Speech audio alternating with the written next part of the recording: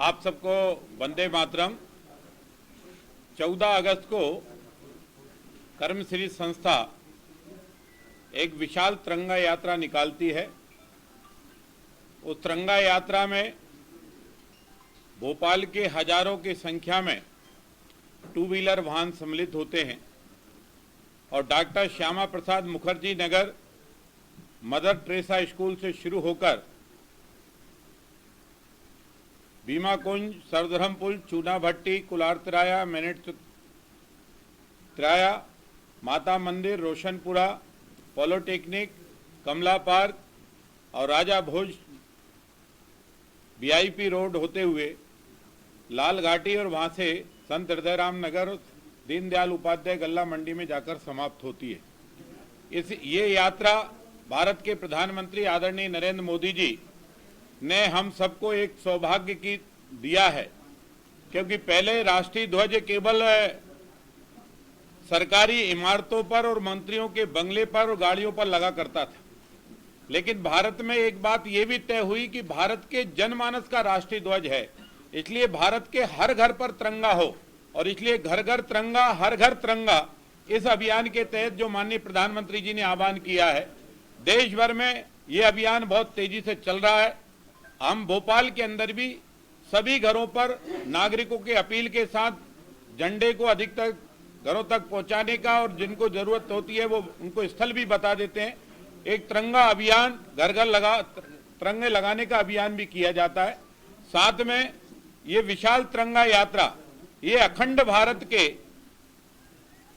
स्मृति में भी है, क्योंकि 14 अगस्त को जो विभाजन हुआ है, 14 अगस्त को जो विभीषिका हुई है, लाखों लोग जिसमें शहीद हुए हैं, अनगिनत देशभक्त जिनने अपना सर्वस्व निछावर कर दिया हिंदुस्तान की आजादी के लिए, उनकी स्मृति में भी है। हम 14 अगस्त के विभाजन को हमने स्वीकार नहीं किया, भारत के लोगों ने स्वीकार नहीं किया।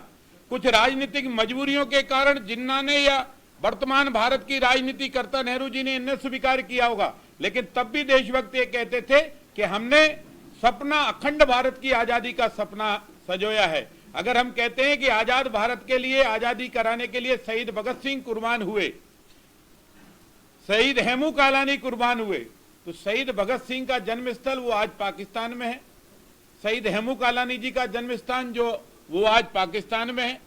और हम वैसे भी राष्ट्रगान गाते हैं, पंजाब सिंध भी आज हम पर नहीं है, बंग, द्रावल, उत्कल, बंगाली भी हमारे पास नहीं है। पूर्वजों द्वारा लिखा हुआ राष्ट्रगान गाते हैं और पूर्वजों द्वारा दी गई शहादत को बार बार स्मरण करते हैं। एक दिन ये संकल्प अवश्य पूरा होगा, भारत अखंड होकर रहेगा और जिस भूमि पर भगत सिंह का जन्म हुआ है उस लाहौर की धरती पर भी तिरंगा फहराया जाएगा। ये सपना हमारा था, है और रहेगा। अखंड भारत की स्मृति में हम ये आयोजन को करते हैं और इस आयोजन की इस बार और खास बात यह भी है, पिछली बार भी हमारे भारत सरकार के मंत्री इस आयोजन के शुभारंभ में आए थे। इस बार तिरंगा यात्रा में मध्य प्रदेश के लोकप्रिय मुख्यमंत्री डॉक्टर मोहन यादव जी इस यात्रा में सम्मिलित होंगे और हमने सबसे अपील की है, लगभग 500 से अधिक स्वागत मंच बनेंगे।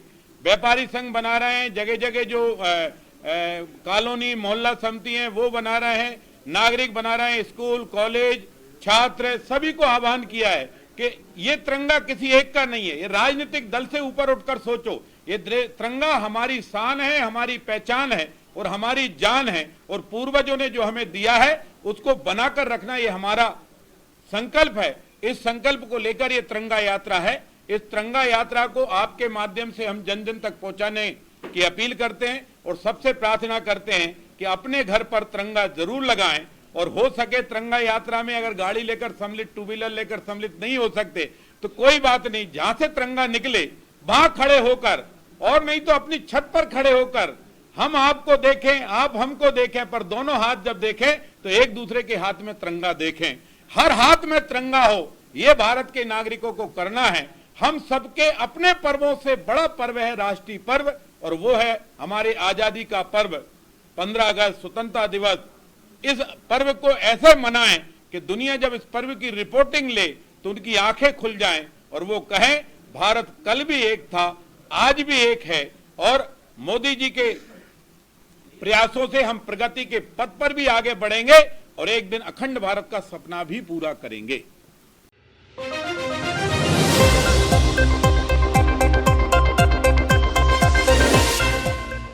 15 अगस्त स्वतंत्रता दिवस की प्रदेश एवं देशवासियों को हार्दिक बधाई और शुभकामनाएं। हमारे प्रधानमंत्री जी के आह्वान पर हर घर तिरंगा लहराने का जो संकल्प लिया है, हम देशवासी उसे पूरा कर रहे हैं। हमारे देश के प्रत्येक जिले में तिरंगा यात्रा निकाली जा रही है, जो हमारे देशभक्ति और स्वाभिमान का प्रतीक है। हम देशवासी अपनी आजादी की इस नैतिक मूल्य को भली भांति परिचित हैं, जानते हैं और इसके मूल्यों को पहचानते हैं। इसलिए पुनः 15 अगस्त हमारे राष्ट्रीय पर्व की प्रदेश और देशवासियों को हार्दिक बधाई और शुभकामनाएं। जय हिंद, जय भारत।